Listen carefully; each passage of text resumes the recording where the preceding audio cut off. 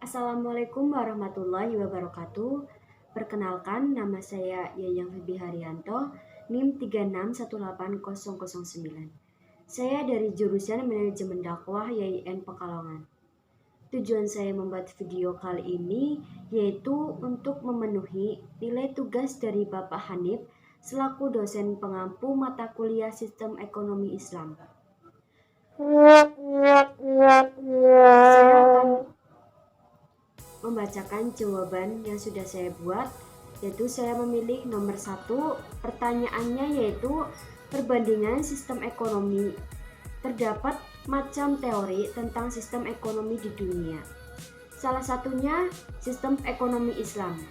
Apakah di Indonesia sudah menganut sistem ekonomi Islam? Sistem ekonomi manakah yang dipakai oleh Indonesia? Jelaskan beserta contoh dan bukti-buktinya. Apakah di Indonesia sudah menganut sistem ekonomi Islam? Jawabannya belum. Alasan yang sering muncul dalam hal ini adanya keyakinan bagi setiap individu. Diketahui Indonesia memang mayoritas masyarakatnya umat Islam. Di sisi lain, bukan berarti agama Islam saja, tetapi agama lainnya juga terdapat di Indonesia. Dalam hal ini, Indonesia mengakui adanya keberagaman agama, suku, dan budaya sehingga sistem ekonomi Islam di Indonesia sulit diimplementasikan secara sempurna. Di Indonesia, sistem ekonomi yang diterapkan adalah sistem ekonomi Pancasila. Landasan ide dari sistem ekonomi Pancasila tentu saja adalah Pancasila. Tidak hanya itu, sistem ekonomi Pancasila juga disebutkan dalam Undang-Undang 1945 dalam pasal 33 ayat 1-4. Sistem ekonomi Pancasila merupakan sebuah sistem ekonomi yang dijalankan dengan nilai dan moral yang terkandung dalam Pancasila sebagai dasarnya. Sistem ekonomi ini dipilih karena mengandung makna demokrasi ekonomi. Karena itu, sistem ekonomi Pancasila juga sering disebut sebagai sistem demokrasi, sistem ekonomi demokrasi. Karena menjadikan Pancasila sebagai dasarnya, maka kelima sila tersebut punya peran besar dalam sistem ekonomi ini. Sila pertama yaitu nilai ketuhanan. Dalam menjalankan sistem perekonomian Indonesia, nilai dan etika agama berperan penting. Nilai ini mampu menghindari adanya kemungkinan kerugian maupun penyalahgunaan keuangan perusahaan yang bertentangan dengan nilai agama. Kemudian, sila kedua, yaitu nilai kemanusiaan. Sistem perekonomian Indonesia mengutamakan prinsip humanis dan menolak eksploitasi.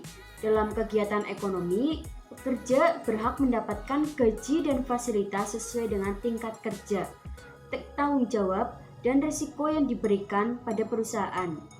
Kemudian, sila ketiga, nilai kesatuan. Seluruh kegiatan ekonomi bermula dari keinginan keluarga untuk menjaga persatuan.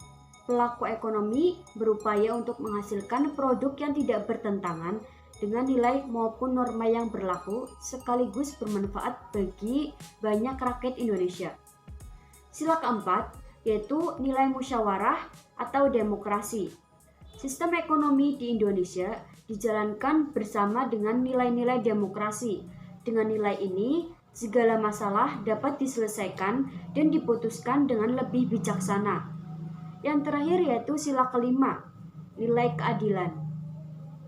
Semua sumber daya ekonomi yang ada dikelola dan digunakan demi kesejahteraan seluruh warga negara. Pelaku ekonomi memastikan adanya proses distribusi yang baik. Produk yang dihasilkan pun harus dimanfaatkan banyak orang. Kemudian bukti yang lainnya yang bisa diterapkan dalam sistem ekonomi Pancasila yaitu ada 3. Yang pertama, adanya badan usaha milik negara atau BUMN. Seperti yang telah dijelaskan sebelumnya, cabang yang dianggap penting dan berhubungan dengan hajat hidup orang banyak diatur oleh negara. Maka dari itu, negara berperan dengan menciptakan BUMN. Yang kedua, adanya koperasi. Kehadiran koperasi adalah bentuk implementasi dari ekonomi Pancasila karena kegiatan koperasi merupakan usaha kolektif yang berdasarkan asas kekeluargaan.